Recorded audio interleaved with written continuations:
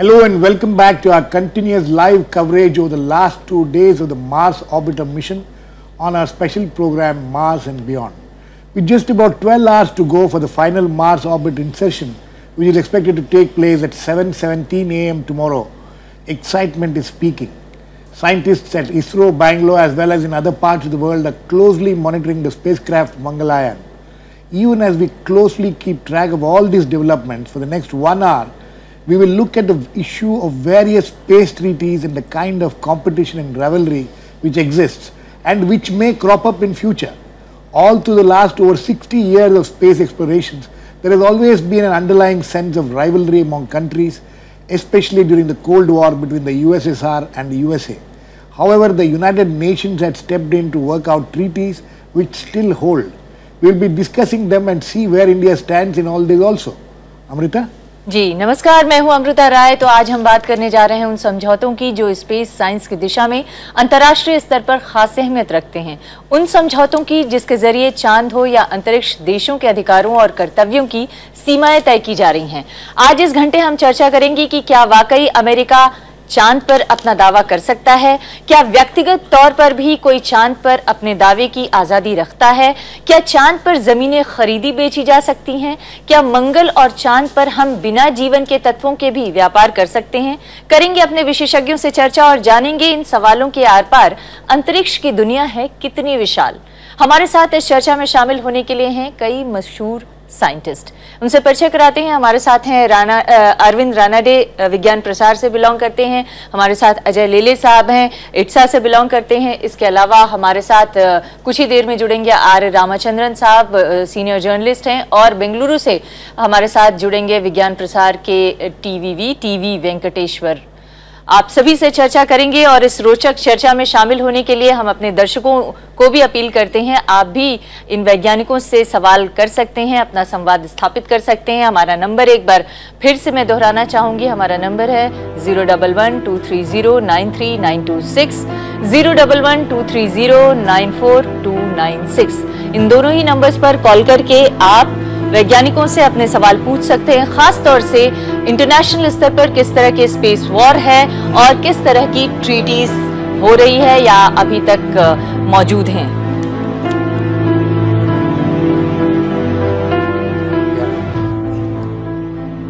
Okay, Ajay Lele, I'm sure you're well aware of all that has been happening on the front of space treaties and space conflicts, and what have been the major conflicts as far as space is concerned so far? You see, we got to slightly go back to the history.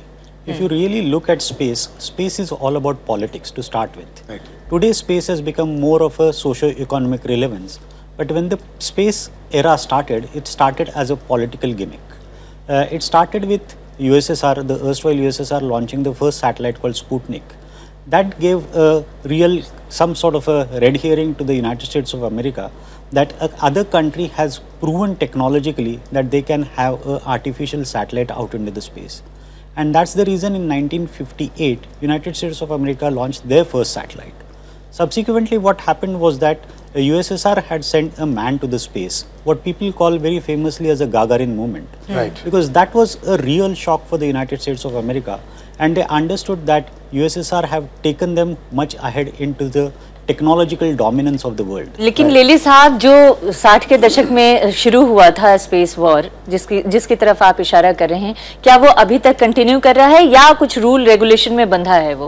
उसमें 2-3 चीजें हुई हैं। अगर हम 60 के दशक की बात करें तब स्पेस को एक न्यूक्लियर बैकड्रॉप में देखते थे, बिकॉज वो कोल्ड वॉर ईरा था, न्यूक्लियर वेपन्स बहुत भारी मात्रा में थे।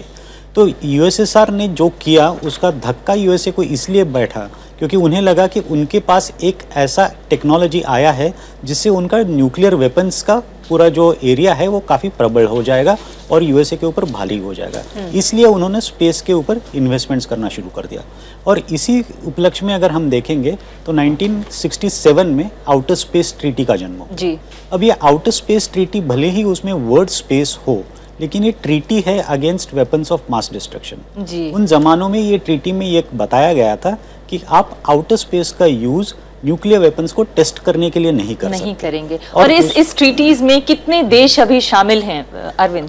बिल्कुल। सबसे पहले तो हमें इस तरीके को देखना चाहिए कि आप अपने हर एक देश को अपनी उपलब्धि पहले शामिल दिखानी पड़ेगी, तभी जाके आप इस ट्रीटीज में शामिल हो सकते हैं। अगर अभी हम बात करते हैं तो मेरे ख्याल से 12 से ज्यादा देश उसमें ऑलरेडी हैं और भारत बिल्कुल, भारत ने तो अपना दावा पहले ही कर चुके हैं। जैसे चंद्रयान की बात करते हैं, इनफैक्ट उसके पहले की बात करते हैं तो हमारे जो रिमोट सेंसिंग मिशंस रहे हैं या कम्युनिकेशन सैटेलाइट्स रहे, वहां से इंडिया का दावा शुरू हो जाता है। जैसे ललित साहब भी बता रहे थे कि ये स्पेस रेस का जो मामला है, तो कहीं ना कहीं पॉलिटिकल इशू जरूर है। इनफैक्ट इसरो की भी अगर इतिहास हम देखने की कोशिश करेंगे तो जब यूएसएसआर ने हमें कुछ हद तक कई सारी चीजों के लिए जब मना करना शुरू किया, तो हमारा आप कह सकते हैं कि आत्मविश्वास था, तो उसको दिखाना जरूरी था। तो इसका भी इतिहास देखेंगे तो हमें वहीं से जब हमारा भास्करा फर्स्ट चला गया, स्वाभिमान जगाने वाला भी जी बिल्कुल बिल्कुल उसी में आता है सब। We are now joined in by R. Ramchandran, a senior journalist, science journalist. Ramchandran, you know this outer space treaty when it came about in 1967. How did it come out? You know, was it easy for the United Nations to step in and bring about this treaty? Because essentially it was who were the first, which were the first nations which were involved in this treaty?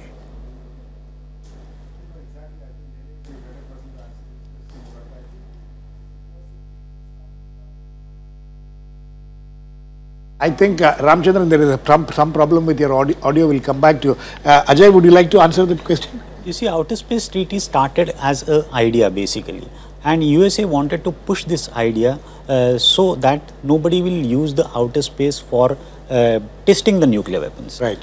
That was sort of the idea was mooted, and subsequently slowly. And they were actually, so they were worried about the Soviet Union using exactly using outer space for testing the nuclear weapons, because what was happening was that people have done few underground tests, normal tests were also done. We have seen what happened in Hiroshima and Nagasaki. So USA was more worried that outer space should not be utilized by somebody to test the nuclear weapons. Was that worry weapons. Justified? At That that worry point of was, time? you see, one can look at it both ways. One is that definitely one should not test nuclear weapons per se, whether it is outer space or on Earth also. So that's a very so-called Gandhian point of view. The other point of view was that United States never wanted somebody else to become slightly better than them into the domination of the space arena. So usually when you see the relevance of a treaty mechanisms for all these years, the entire arms control and disarmament debate, it is essentially not for the goodness of the people, but more that I don't want others to have the same type of capability. लेकिन क्या इससे commercialisation की तरफ तो नहीं बढ़ गए हैं देश तो बढ़ चुके हैं कमर्शियलाइजेशन की तरफ, क्योंकि जो रक्षा या आत्मरक्षा के लिए शुरू हुआ मामला था, या जिसके बारे में अभी गिरीश जिक्र कर रहे थे, आप भी कर रहे थे, वो आगे बढ़ के कहीं अब कमर्शियलाइजेशन की तरफ तो नहीं बढ़ गया? क्योंकि अभी क्या हुआ है ना, अगर हम पूरा स्पेस का इतिहास देखें तो आउटर स्पेस ट्रीटी के बाद मून ट्रीटी हुई, कई और छोटी मोटी ट्रीटीज हो गई। यूनाइटेड नेशंस में एक पैरोस करके बोलते हैं, prevention of arms race in outer space, वो एक हुआ, यूएन कोपुस करके हुआ। सो कई सारे प्रावधान हुए, लेकिन हुआ क्या कि मेजर कंट्रीज ने उसमें पार्टिसिपेशन नहीं दिखाया, बिकॉज एवरीबडी वाज वरीड कि उनकी टेक्नोलॉजी सुपीरियरिटी को क्या हो जाएगा इफ अगर उनके हाथ बन जाए किसी ट्रीटी मैकेनिज्म के ऊपर साइन करते हुए। तो अगर हम कोल्ड वॉर के बाद की बात करें तो उसके बाद काफ़ी शांति थी, लोगों ने स्पेस का उपयोग काफ़ी भारी मात्रा में बहुत अच्छी चीज़ों के लिए किया। लेकिन 2007 में क्या हुआ, चाइना ने एक एंटी सैटेलाइट टेस्ट किया।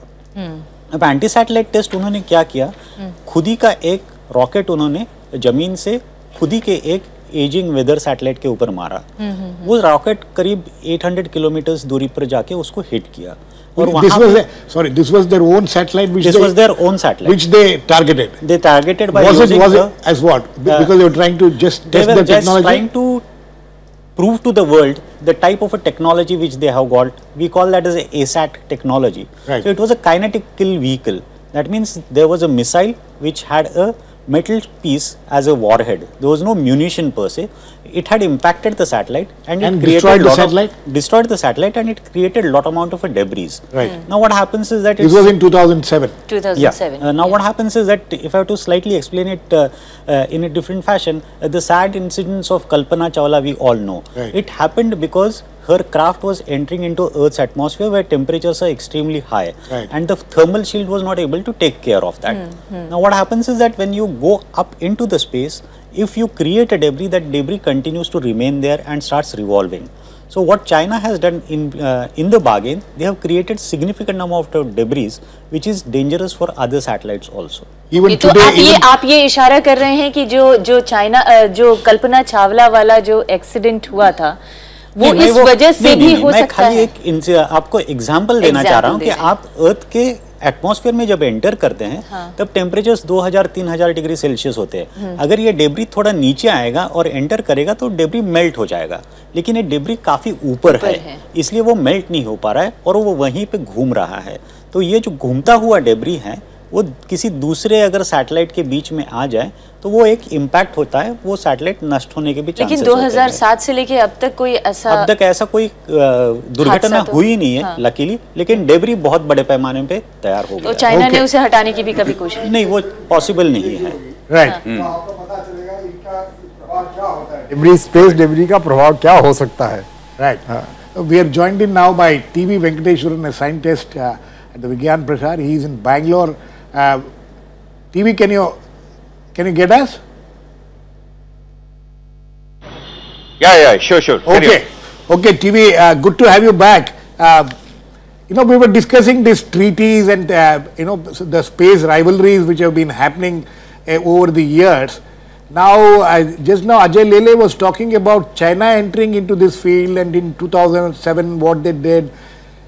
Is there any such kind of threats, any more threats to what could happen? You think that the space is more, or do you think the space is more safer now than what it was, say about during the Cold War? If you look at the international scenario today, there are at least 6 countries which have large capability of putting satellite in the Earth's orbit, and some of them even to other planets. And there are about 16 countries which can build their own satellites. Right. So the number is going to grow. I mean, it's not going to stay put. Right. More countries are going to acquire this technology. Countries which have intercontinental missiles can very quickly come to the technology of launching a satellite. So there are going to be number of countries which are going to be part of the space program, and they are also going to claim let's say part of the space. Right. So there is a need for a clean international agreement. Right now it's all just sort of going let's say without, though there are some treaties, many treaties have not been ratified, some have been only partially being accepted. There are interpretation debates. The Outer Space Treaty, which is of 1967, is the only one which has 100 parties plus who have signed and ratified. But US is having a different interpretation over it. So there is unclarity in as far as the space law is concerned. There is certainly a need for the nations to come together and do it, and of course it involves negotiation, it involves pressurization. There are two models in some sense in the international treaty that people are talking about. One is similar to the treaty of the High Sea. High Sea is not owned by anybody. It's a common heritage of people in the globe. The other is a treaty with regard to Antarctica. Right. So the debate is on how do we move about.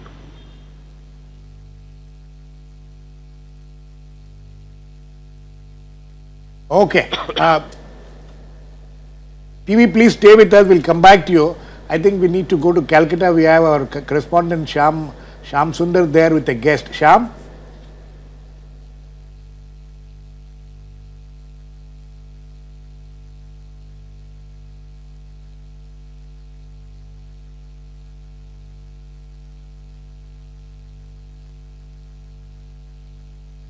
Yeah, Girish, I have in fact two guests with me, Mr. Devi Prasad Dwari, who is Director Research and Academics at Birla Planetarium, Kolkata, and we have Mr.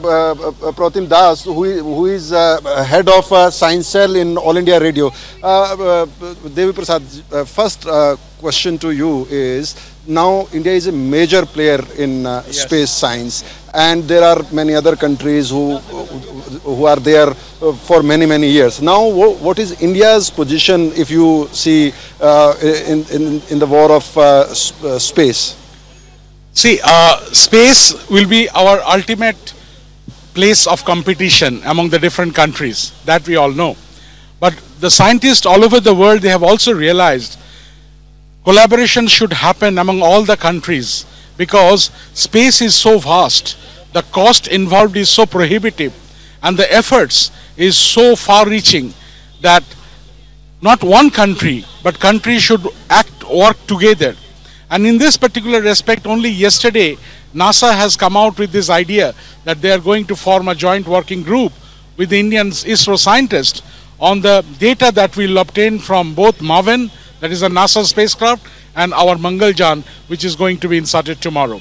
So in that sense, the space war, as we imagine in our imagination, probably should not happen, because it is again, if there is any space war, the human beings are going to show that we have not really gained wisdom to actually for the progress of the human civilization. And I personally think there will be tremendous amount of collaborative efforts. If you even take in the case of bigger projects like the 30-meter telescope that is going to happen, 6-7 countries where India is also one of the part, they are becoming sort of collaborators. And regarding space also, maybe in case of data analysis, data acquisition, actual spacecraft building, there will be quite an amount of collaboration. That is my hope. Mr. Manas Pratim Das, how you see now India is a major player. ISRO is doing a very good job for very long time now. But now India is really a big player in space. Okay, let me start by saying that I am deeply excited about the upcoming success. Yes, we can almost predict the success. And if it really happens, it will be a great boost for our space exploration program. Now, as far the space war is concerned, I feel like saying ditto to what Dr. Duwari had just now said. The prospect of war is not on the horizon, not at all. Because if you look at the deep space network that we are using to track Mars orbiter mission, there again we are taking the help of NASA. So this collaboration, we have collaboration with the European Space Agency.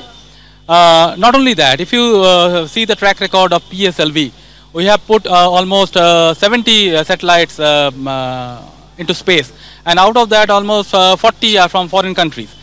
So there is market. I'll say there's market. If you are talking about war, there's a sort of war in the market, but there's no war, no physical war there up in the space. We are all in a collaborative spirit, and that will happen. That is already happening, as Dr. Duwari has already said, that there is a collaboration for analyzing the data that will be collected by both MAVEN and MOM. Now, going a little forward, what we can say is that with India coming up to the 4th position, or might be the 1st position also, because if we are able to achieve the orbit, we will be the first in our first attempt. And we are hoping so that we rise up to a new morning tomorrow. And if it happens, we'll have a greater market. And other countries, you have to think that there are 196 countries in the world, and we are getting either a 4th or a 1st or both. And then our market expands. We'll be getting more contracts from foreign countries. They'll be asking us to put their satellites into space. So that's a very big exciting. So you say after India's achievement, there will be a need to rewrite all international treaties as far as space is concerned? Rewriting international treaties, that's best left to political scientists. What I'll be suggesting is that we reread our history, how ISRO started its journey in a meager way in a small hamlet in Kerala, and then we have this size. See, Madhavan Nair, when he was a student, he was excited by the sounding rocket going up into space with orange smoke coming out of it, and from that he had that excitement that I shall be studying space science. And there were so many scientists, they were excited about this, and they are already at the forefront now. And I'm really hopeful that what started in that small village in Kerala will go a long way ahead. Thank you very much, Mr. Manas Pratim Das, for joining us. So this is it from Kolkata, Girish. Thank you, Shyam.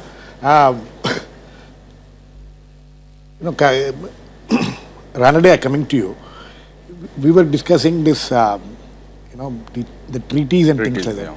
Antarctica Treaty is one which is talked about as one of the more equitable treaties which can be used if we need to have more such treaties, because now what you were talking, this open outer space treaty. Correct. Maybe at some point of time I would like Ajay also to come in on this later.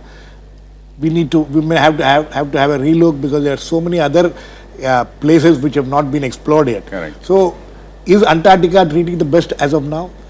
See, I think, as far as these international treaties and norms are concerned, one has to look at the two different aspects. One is the scientific missions, where the science has to be brought out by the collaborations from the different nations altogether. But now when Ajay sir was also referring to the treaties and all, which are concerned to the navigational as well as the kind of security issues, the kind of satellites, and in fact this entire space war as far as the discussion is concerned, I think these two issues has to be dealt with the different kind of a treatment. So as far as the scientific issues are concerned, like the Antarctica one also, so as long as we want to get the science out of it, right? So every country will certainly come forward and would like to have a collaborations with the large amount of countries who shows their stake in the years to come. But as far as the point what the Ajay sir was referring to, then this entire issue becomes a kind of a finger cross issue. Like it's very difficult to say at this instant, like what are all the treaties and what are the norms that the developed countries are going to put on you, as long as you are in the developing stage are concerned. Okay, I think we are joined in now by a caller, Surjit from Delhi. Surjit, do you like to ask a question to anyone specifically? मेरा पहला प्रश्न ये है कि ये जो आकाश गंगा है हमारी, इसमें क्या और भी आकाश गंगा है इसके अलावा? और दूसरा सवाल ये है कि जो ये उल्का पिंड होते हैं, उल्का पिंड जो मतलब कहते हैं जमीन से टकरा जाएंगे तो जमीन नष्ट हो जाएगी, तो कैसे उल्का पिंड और जो है उन्होंने कभी किसी और ग्रह को नष्ट किया है या गिरे हैं? ये दो प्रश्न पूछ रहे हैं। ये कॉमन मैन सवाल है, लेकिन इंटरेस्टिंग है। बिल्कुल। देखिए, जहां तक व्यूअर्स ने सवाल पूछा है उल्का और इस तरीके की अगर कोई गैलेक्सी है क्या? बिल्कुल। तो देखिए, अगर आप इतिहास देखेंगे किसी भी ग्रह और इसका, तो बकायदा इसके ऊपर कई सारी उल्काएं आती रही है। इनफैक्ट अगर हम अपने धरती की भी बात करते हैं, तो अगर डायनासोर का एज चला गया है, डायनासोर का जो समय चला गया, वो इसी एक बड़ी सी उल्का आके धरती के ऊपर गिरी और उसके बाद काफी कुछ उथल पुथल हुई और बाद में एक ह्यूमन बींग्स का आना हुआ। तो ये लगातार चलता रहता है। लेकिन जहां तक अभी अगर हम अभी टेक्नोलॉजी की बात करते हैं, तो मेरे ख्याल से अभी ऑनवर्ड्स हमें इस चीज को इतना डरने की जरूरत नहीं है, क्योंकि आज हमारे पास इतना सक्षम टेक्नोलॉजी अवेलेबल है कि ऐसी कोई भी आने वाली चीज को हम बड़ी आसानी से टैकल कर सकते हैं, रोक सकते हैं, रोक भी सकते हैं। लेकिन उन्होंने एक दूसरा सवाल और पूछा था कि क्या कोई ऐसी आकाशगंगा, ऐसी गैलेक्सी और भी है, जैसे अभी हम जिनके रिसर्च के बारे में, जिन स्पेस रिसर्च के बारे में हम बातें कर रहे हैं। बिल्कुल। जहां तक ये जरूरी नहीं कि दूसरी आकाशगंगा, हमारे आकाशगंगा के अंदर ही कई सारी सोलर सिस्टम्स, हमें सौर मंडल्स मिले हैं। लेकिन जहां तक हैबिटेबल जोन की बात करते हैं कि क्या वहां पे लाइफ फॉर्म हो सकता है कि नहीं है, ये एक लंबा सवाल है। और इसके लिए केपलर जैसे मिशंस भी भेजे हुए हैं, और आने वाले दिनों में मैं ये उम्मीद करता हूं कि भारत वाले मिशंस भी उनमें शामिल होंगे और हमें उस चीज का पता चल जाएगा। लेकिन एक महत्वपूर्ण सवाल रामाचंद्रन साहब मैं आपसे जानना चाहती हूँ। अभी तो किसी ग्रह नक्षत्र पर जीवन की संभावनाओं के बारे में बहुत मुश्किल से कहा जा सकता है, कोई ऐसा तथ्य नहीं मिला है जिसके आधार पर कहा जाए। लेकिन फिर भी स्पेस वॉर हो रहे हैं, स्पेस ट्रीटीज हो रही हैं, इन सब का मतलब क्या है? एक आम इंसान के लिए, आम लोगों के लिए इसका मतलब क्या है? जब हम जीवन का निशान नहीं ढूंढ पा रहे हैं, तो हम इस तरह के स्पेस वॉर और ट्रीटीज में क्यों फंस रहे हैं? देखिए, स्पेस का एक्सप्लोरेशन जो हुआ, जैसे शुरू हुआ है, ये हुआ इस तरीके से है कि ये हमेशा ये वॉर के बैकग्राउंड में ये शुरू हुआ है। Militarization of space was the first attempt, then only peaceful use of space actually began.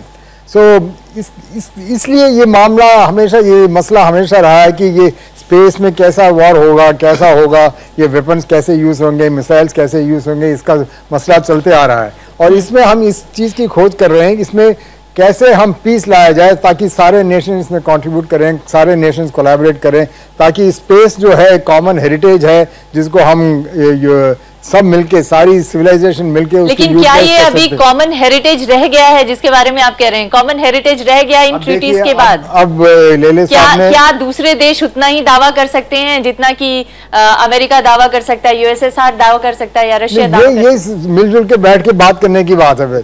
देखिए अब ये आउटर स्पेस ट्रीटी एक है और उसके कॉन्ट्रडिक्शन में मून ट्रीटी है। अब मून ट्रीटी ये यूएस इसलिए साइन नहीं कर रहा है क्योंकि उसमें मून के जो रिसोर्सेज हैं उसको कॉमन हेरिटेज माना जा रहा है, जिसको यूएस नहीं चाहती, तो इसलिए उन्होंने रैटिफाई नहीं, वो साइन भी नहीं किया, रैटिफाई भी नहीं किया। तो ये हमें देखना किस हद तक हम ये अंतरिक्ष में जो रिसोर्सेज हैं, मार्स हो या चांद हो, जो भी हो, हम इसको कॉमन हेरिटेज कैसे बनाएं और किस ट्रीटी या किस समझौते पे आके ये सब हो सकता है, ये हमें खोजना है बस। Ajay, in fact that's interesting what he was talking about. The Moon Treaty, even India has only signed it, it's not ratified it.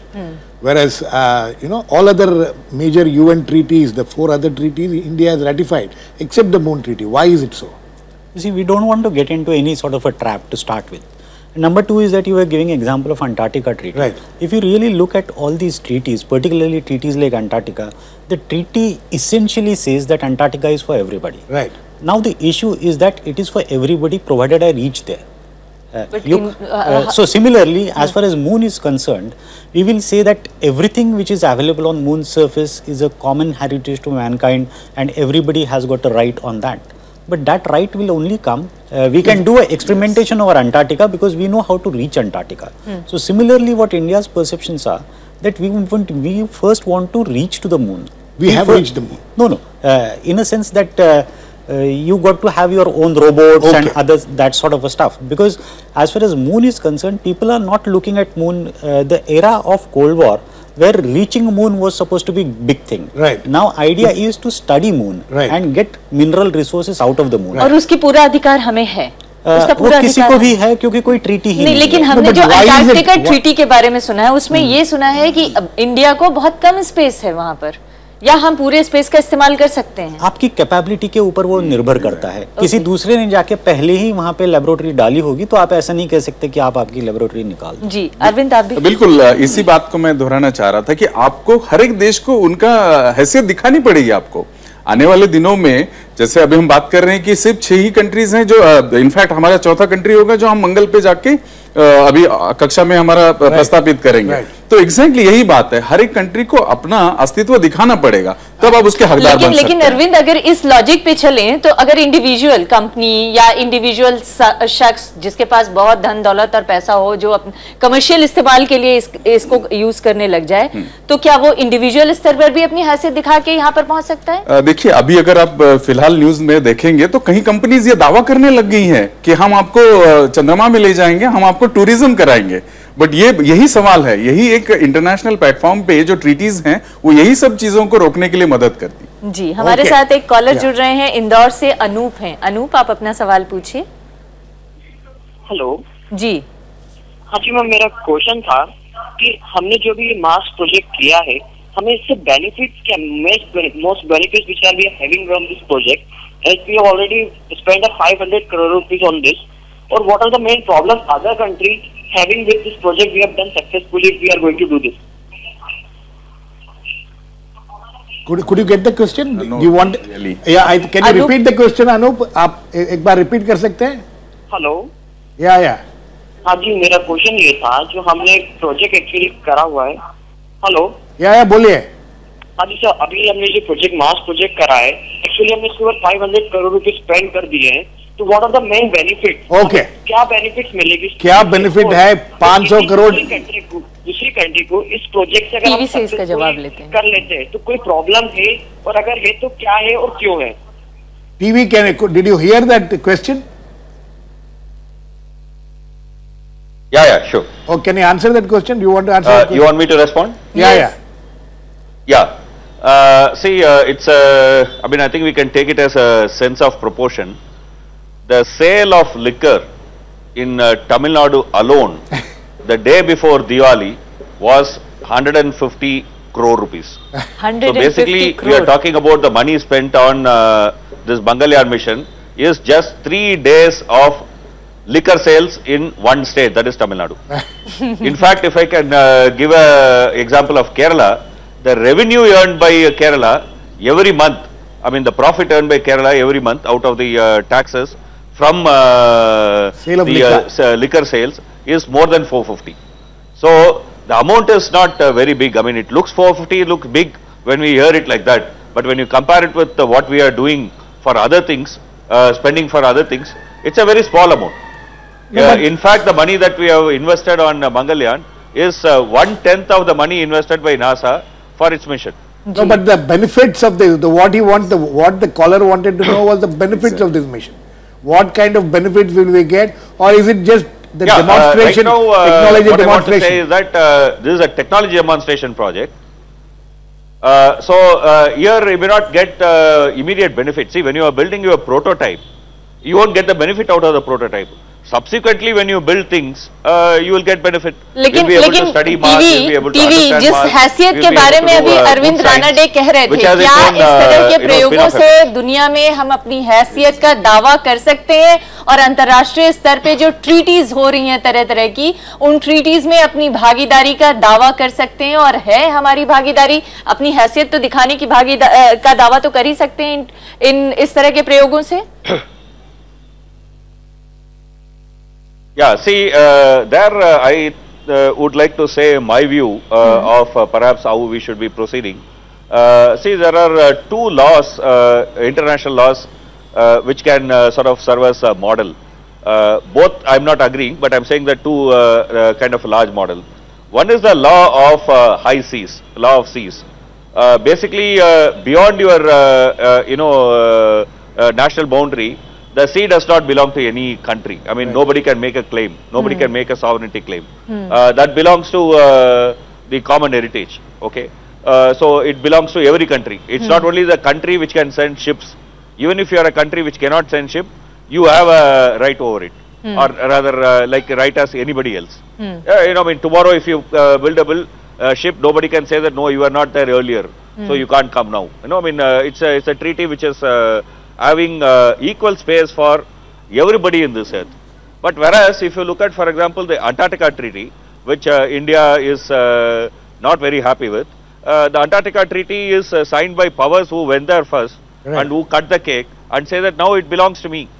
Okay, I mean, you come here for science work, but you can't, I mean, the natural resources here would not belong to you. I mean, that's doesn't sound fair. Just because you came there first.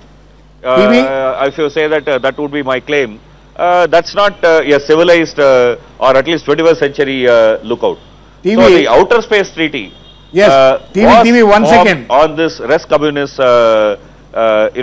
concept, which said that it's a common heritage of all world. Even if you are the 100th country to come to moon, you will have a place in moon. You can come to moon. Okay, I mean, you can exploit moon like anybody else. Okay. There will be no sovereignty. Nobody can make territorial claims on moon or other celestial bodies. ऐसा लगता है कि there are lots of issues we need to discuss, but I think this principle is, I think, very fundamental. Okay. TV तक हम Ajay, I want to get back to this. What Ramchandran calls it as a contradiction between the open space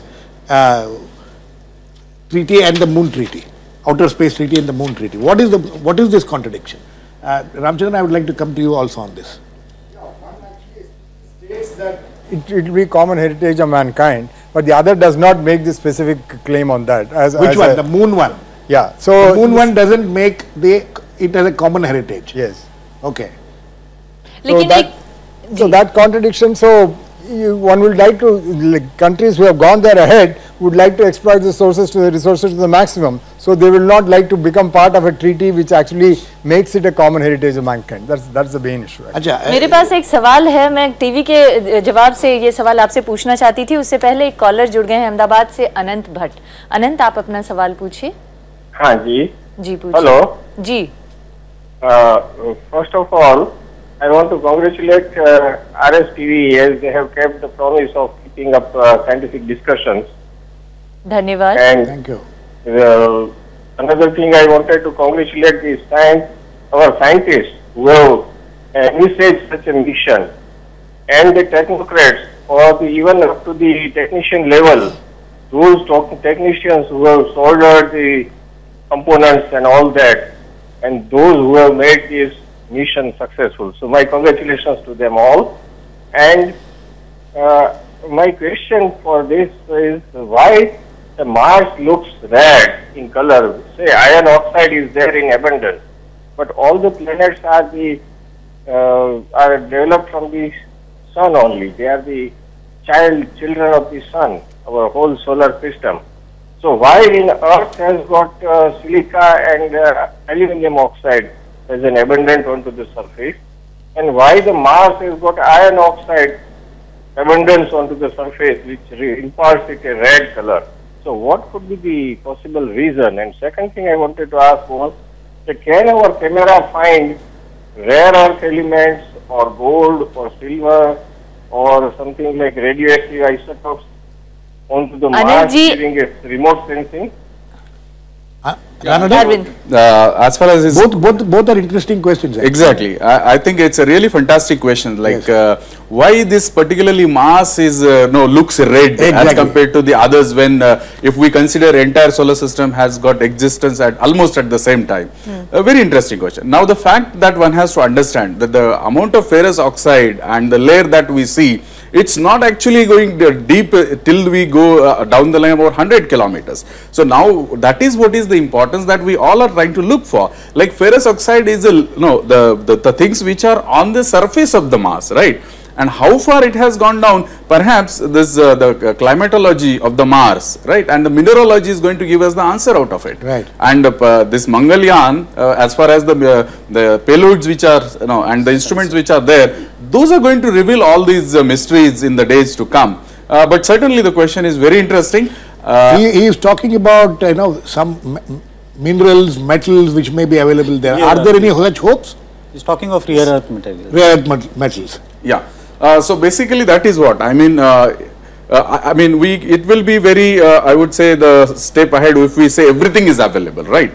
So one has to have a sufficient time to go wait and then watch and see whether the mineralogy allows us to identify each and every metal sitting onto the in the surface of the Mars. But anyway, we are running out of time. Ajay, I want to ask you this. At this point of time, in any of this, whether it is Moon or Mars or in other places where there is explorations going on, whether it is Jupiter, Venus, we have not found anything which can be used by human beings, right? So far. You see, what happens is that there are theoretical predictions about the presence of a helium-3 on the surface of the Moon. Right. Now, helium-3 is supposed to be an alternative to the nuclear energy. Right. So it is said that if you get a helium-3 full length or full weight of an aircraft, it can resolve the issues of the new energy crisis onto the earth. Yes. So right now पूरी दुनिया में जो energy crisis है वो एक aircraft के बराबर helium से खत्म हो सकती है।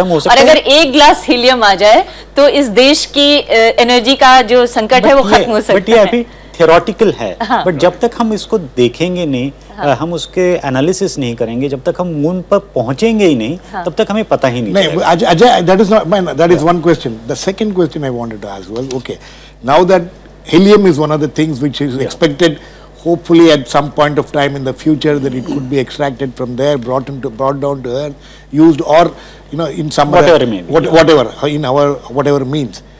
It is actually at that point of time that the real race for these places will begin. That's the these issue. treaties may not be very useful at that point. It will be the race for resources. Race for resources. Right. So this race for resources is what is going to ultimately determine how each country will behave at that point of time. Right now, everybody is in a very cooperative mood. Colony over there, that indirectly says that we want to have a human presence to extract, because we have already done the damage to the earth. Now we want to do the damage to other planets. Okay, I think we'll get TV before he has to leave. TV, this is the question which I wanted to ask you also. Yeah. As of now, everything is hunky-dory, people are cooperating, everybody is talking of cooperation in the space and things like that. When the first discovery is going to be made which can be utilized by human beings, then the real race will start? Race will start. Yeah, actually, if you look at even the history of the 1969 Outer Space Treaty, Right. What is the context in which the treaty was signed, and then 100 countries signed it immediately. It was taken in UN. See, USSR at the time had landed a spacecraft on Moon. Right. It had a spring mechanism with a lot of Soviet flags. So the spring mechanism threw the Soviet flags around the lander site. Right. So there was an immediate debate. As Soviet Union has planted its flag, would it mean that that area would be the sovereignty of USSR? Right. That's when the whole debate came, and then in a very rushed manner, I mean, people got together and then said that no. I mean, we can't allow one country. I mean, at the time, the Soviet phobia was there, so we cannot allow them to, colonize the Mars. I mean, colonize the Moon. That's how the treaty came in. So when the push come to shove, yes, that is when all these laws became very important. Today, we are, sort of in the edges, scratching there. So these laws may seem, outlandish, or these debates may seem outlandish. But I think we need to debate now. We need to debate on the basis of justice and equality for everyone, and also on common heritage. These principles. आपने बार-बार common heritage की बात की है TV, और आपने ये भी बताया कि जिस तरह से समुद्र में सबका कॉमन हेरिटेज है और किसी तरह की कोई सीमा नहीं है, उसी तरह से क्यों नहीं हम स्पेस में आप सबके लिए कॉमन हेरिटेज बना सकते हैं? क्यों हम उसकी सीमाएं तय कर रहे हैं अलग अलग देशों के लिए? इस पर हम और चर्चा कर सकते हैं, लेकिन हमारे साथ फिलहाल एक कॉलर जुड़ रहे हैं दिल्ली से, हिमांशु। हिमांशु जी, आप अपना सवाल पूछिए। जी हेलो, नमस्कार। नमस्कार जी, मेरा सवाल ये है कि हम मार्स ऑर्बिटर मिशन पे इतना खर्च कर रहे हैं, जबकि हमारे देश में इतनी गरीबी, हम धरती पे जीवन दे नहीं पाए, तो हम मंगल पे जाना कितना उचित है? लेकिन ये भी सच है कि हमने इस गरीबी को दूर करने के लिए ही इस तरह के अभियान की शुरुआत की थी। लेकिन चीन हमारे सामने उदाहरण है इस चीज को लेके कि चीन ने अभी तक अपना मार्स जैसा कुछ तो नहीं किया, पर चीन हमसे कई मामलों में बहुत ज्यादा विकसित नहीं। लेकिन ये सच्चाई नहीं है। जी अरविंद, आप कुछ कहना बिल्कुल दर्शक जी को मैं बताना चाहता हूँ कि 2011 में चाइना ने प्रयास किया था और वो अनसक्सेसफुल रहे हैं। तो हम अगर उनकी लागत के हिसाब से भी बात करें तो हमने बहुत कम पैसे में ये सब मिल रहा है हमको। तो एक हमको सबको इस गौरव की बात है कि अगर कम से कम पैसे में अगर हम पूरे दुनिया को बता रहे हैं कि हम देखो हम मंगल तक पहुंच गए हैं, हमको आप अभी हमको इग्नोर नहीं कर सकते, और ये बहुत ताकत रखता है ये। और जब हम अंतर्राष्ट्रीय स्तर की बात करते हैं, जिस तरीके से हम अभी चर्चा भी कर रहे हैं अलग अलग ट्रीटीज के ऊपर, यही दावा ठोस होगा कि आपकी जो हैसियत है पूरी दुनिया को बताइए, और हम बता रहे हैं, तो इसको हमें अप्रिशिएट करना चाहिए। नहीं, लेकिन क्या हमें उस हैसियत दिखाने वाले सिद्धांत पे चलना चाहिए या फिर कॉमन हेरिटेज के सिद्धांत पर चलना चाहिए? क्या इसमें मेरे विचार से ये मंगल का जो डिबेट है हमें 2-3 लेयर्स पे देखना चाहिए। पहली तो आपकी साइंटिफिक उपलब्धि क्या है, दूसरी आपकी टेक्नोलॉजिकल उपलब्धि क्या है। आई थिंक हमारी बात बहुत पैसा कितना खर्च हो रहा है उसके ऊपर है, लेकिन अगर हम देखेंगे कौन कौन सी टेक्नोलॉजीज हमने विकसित की है। आप देखिए, मंगल से आपको मैसेज आने के लिए 15 मिनट या 12 मिनट का टाइम लगता है। 12 मिनट जाने और 12 मिनट आने के लिए। सो आज वहाँ पे जो उपग्रह हैं वो एक सेल्फ सस्टेनिंग है, वो अपने आप डिसीजंस ले पा रहा है, वो अपने आप अपना काम करेगा। इसका मतलब हमने कहीं ना कहीं आर्टिफिशियल इंटेलिजेंस में काफ़ी बड़ी मात्रा में प्रगति की है, हमने रोबोटिक्स में प्रगति की है, हमने कम्युनिकेशंस में प्रगति की है। तो ये सब जो प्रगति हुई है, एक मंगल मिशन के लिए हमने 4-5 बड़ी टेक्नोलॉजीज़ में ऊपर काफ़ी भारी मात्रा में संशोधन किया है और उसमें काफ़ी चीज़ें नई पाई भी हैं। तो ये सबसे महत्वपूर्ण है। ये कल आपको किसी और भी उपलक्ष्य में इसका उपयोग हो सकता है। सो हमें ये नहीं देखना चाहिए कि खाली हमने कम पैसे में किया है, इतने ही पैसे में हमने कई सारी उपलब्धियां भी छुआई हैं। Okay, that this debate of cost versus benefit, cost benefit analysis will continue whether we like it or not. We'll have to keep doing that. Ramchandran, coming to you, China entering this entire space and space technology and space science and things like that. How does the other countries in the world look at it? Is there kind of cooperation, say, between China and US, China and India, China and Russia, major countries which have now already got into this space? You think China is a key player in the coming years? Oh, definitely. I mean, they've had as I mentioned in the discussion yesterday also, most of the spacefaring nations started as military technologies. Basically, these were evolved for missile powers. and China obtained its initial missile technology from Russia. It was a cooperation at the military level, and from there it has involved a proper civilian space program and a commercial space program, whereas India has got into this field much later than China in terms of being able to develop and access technologies. So we were late in coming, but at the same time we evolved very quickly in the civilian part of it. We may not have invested so much in the military aspects of space technology, and that's a different subject altogether, but we have invested sufficiently focusedly on developing a civilian aspects of space technology. Yes, certainly China is quite ahead of India in many of the space technologies, particularly in manned missions and even Mars mission, as Mr. Arvind mentioned that they had an attempt earlier but failed. But we have to be proud that we have done it almost in the first instance itself. We have been successful in the first instance in Chandrayaan, we have been successful in the first instance in Mars mission. So there are, we learn from others' mistakes, we learn from others in development of technologies, we absorb them, we evolve our own, we innovate ourselves. We have done a lot of innovation in this Mars mission as well. So it's a kind of a give and take kind of process that has to go on all the time. I mean, so that's what technology development is all about, and that's what global cooperation is all about. माफ कीजिएगा, मैं आपको रोक रही हूँ, हमारे पास वक्त की कमी है और एक कॉलर जुड़ रहे हैं, मुझे लगता है उनका सवाल ले लेना चाहिए, जरूरी है। कानपुर से अरविंद हमारे साथ हैं। अरविंद जी। हाँ सर, नमस्कार सर। नमस्कार। हाँ सर, नमस्कार सर। आप अपना टीवी का वॉल्यूम बंद कर दीजिए और इसके बाद सवाल पूछिए अरविंद जी। हाँ मैम, नमस्कार मैम। जी नमस्कार। हाँ मैम, मैं क्वेश्चन पूछना चाहता हूँ मैम। पूछिए। मैम, हम इसरो से एंड हम जो इसरो हैं मैम, नासा से हम कांटेक्ट करते हैं, उनसे टेक्नोलॉजी लेते हैं। जी। Hello ma'am. जी जी, प्लीज कंटिन्यू। जबकि मैम जो नासा में काम कर रहे होते हैं वो हमारे इंडिया के ही कुछ वैज्ञानिक होते हैं जो IIT से पास होते हैं। तो मैम हमें कुछ ऐसा करना चाहिए, हमारी गवर्नमेंट को कुछ ऐसा नहीं करना चाहिए, ऐसा करना चाहिए जिससे कि जो IITian है वो हमारे देश में ही काम करें, यानी कि फर्स्ट 5 ईयर के लिए कुछ ऐसी पॉलिसी बनाई जाए कि वो पहले इंडिया में काम करें, इंडिया के लिए काम करें। ब्रेन ड्रेन के सवाल उठा रहे हैं आप कि अगर ब्रेन ड्रेन नहीं होगा तो शायद हमें अपने स्पेस मिशन को और ज्यादा उड़ान देने में सफलता। But I'm sure Indians working in NASA or Indians working here, it is the same thing. Ajay, you have any opinion on this? He has essentially not asked a question, it's a comment made by him. But definitely one must understand that Indians are getting more opportunities in NASA from point of view of making more experimentation, because they got all sorts of advanced technologies available over there.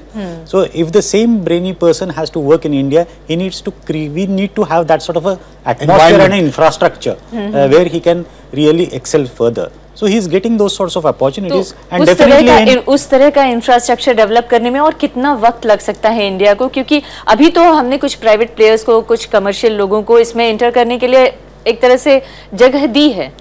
देखिए, इसमें हमें दूसरी तरह से देखना चाहिए कि India का जो खुद का रिक्वायरमेंट है, इसके हिसाब से हमने हमारे इंफ्रास्ट्रक्चर विकसित किया है। सो इस हिसाब से अगर हम देखें तो हमने काफी सारी मात्रा में प्रगति की है और हमारा इंफ्रास्ट्रक्चर विकसित किया है।